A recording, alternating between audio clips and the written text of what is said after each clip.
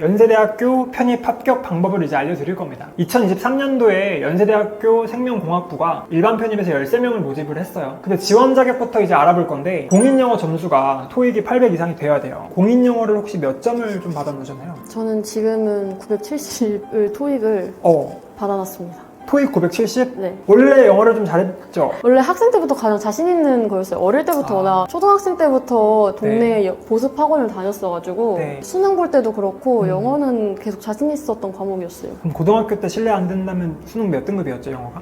영어는 계속 1등급. 오랜만에 유베이스 만나니까 조금 약간 제가 위축되거든요. 뭐 알 수 있을지 모르겠지만 주변에 합격생들을 봤을 때 토익 점수가 대충 어느 정도 나온지 알고 계세요? 대충 말하자면 900점 이상인 것 같기는 해요. 900점 이상? 대부분 다 토익으로 준비하죠? 네. 그래서 이제 연세대학교 전형 방법인데 1단계가 필기 100%, 그 다음에 2단계가 필기 100%에 서류 50%가 추가돼요. 일단 생명공학과가 화학 40%에 생물 60%를 반영을 하거든요. 난이도가 어느 정도로 좀 나오나요? 화학은 저는 생물학과에서 왔어서 생물학과 때 1학년 때 기본으로 배우는 화학들이었어요.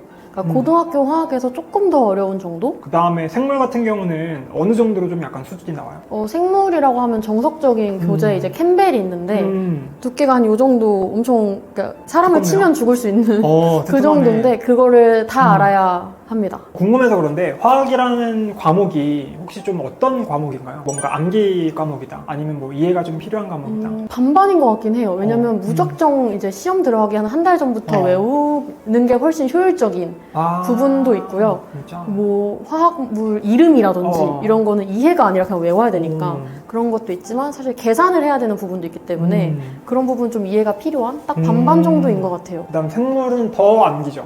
네.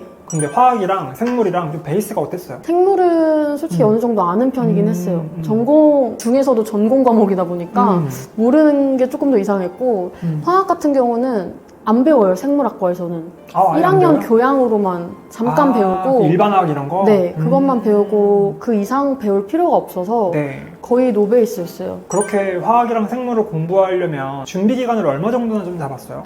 저는 1년 반 잡기는 했었어요. 1년 정도만 하시는 분들도 계시는데 저는 이제 생명공학과 말고 다른 학과들도 같이 준비했다 보니까 그래서 좀 더 오래 걸린 것 같아요. 와 진짜?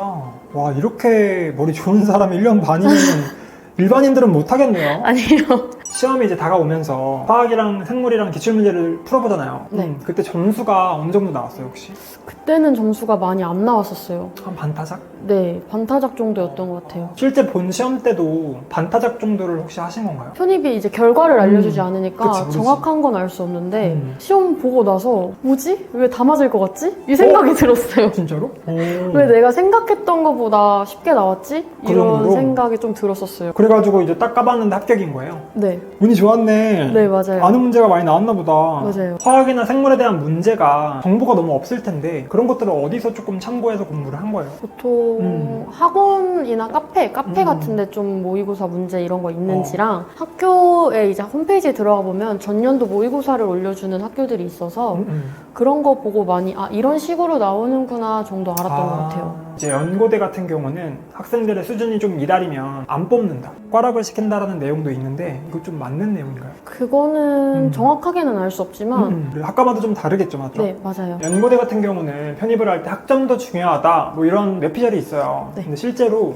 학점이 좀 중요할까요? 서류의 대부분은 사실 학점으로 보시는 것 같아요. 그러니까 학업계획서나 자기소개서도 많이 보실 수도 있지만 아무래도 그냥 정량적으로 표시할 수 있는 학점을 더 많이 보시는 것 같기는 해요. 그럼 궁금한 게 주변의 합격생들 혹시 학점도 알고 계세요? 학점까지는 제가 정확히 몸으로 봤어? 네. 그러면은 전적대학교는 알아요? 그냥 서울이신 분도 계시고 지방이신 분들도 계시는데 아무래도 서울이신 분들이 조금 더 있는 것 같기는 해요. 지방 쪽도 대학도 있다? 네. 전공자가 대부분이죠? 아니면은 완전 비전공자도 있었나요? 완전 비전공자들도 있긴 한데 엄청 소수고 사실 다 비슷비슷한 분들이신 것 같아요. 대부분은 좀 전공자 네. 그리고 서울권에 있는 학생들이 합격을 했다. 약간 이렇게 정리를 할 수 있겠고, 학업계획서는 어떤 게 혹시 중요할까요? 학업계획서는 사실 목적 자체가 이 학생이 우리 학교에 들어와서 공부를 잘 할 수 있을까? 잘하는 거 지금 잘하는 것도 좋지만 얘가 들어와서 우리 학교에서 공부를 할 준비가 돼 있는가를 판단하는 지표라서 내가 어떤 마음가짐으로 공부를 하겠다라던가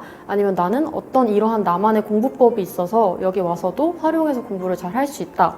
이런 부분을 어필하면 좋은 것 같아요. 잘 적응하고 잘 학교를 다닐 사람들을 모집하는 거네요, 맞죠? 네. 의대 편입도 같이 준비를 했다고 하는데 이게 의대는 어떤 전형으로 들어가는 느낌일까요? 간단하게. 의대는 필기시험을 보고요. 서류도 보고 면접도 봐요. 근데 음. 여기서 추가적으로 좀 높은 진짜 연대 의대 이런 데는 학과장 추천서 이런 걸 진짜? 받는 부분도 있어요. 의대가 학교마다 전형이 진짜 많이 달라서 네. 다 찾아보셔야 돼요. 따로따로. 그럼 그 중에 제일 중요한 게 뭐예요, 이건? 이것도 역시 필기시험. 아, 이것도 생물화학? 네. 생물화학이 연대랑 어떤 부분이 좀 약간 다를까요? 훨씬 더 심화적이고요. 연고대는 1, 2학년 때까지 배웠던 것들을 보는 느낌이면 의대 같은 경우는 더 깊이 그래서 3, 4학년 거까지 진짜 모든 걸 다 알아야 되는. 그 정도의 수준? 네, 맞아요. 와, 경희대 베이스로 커버 안 되는? 네.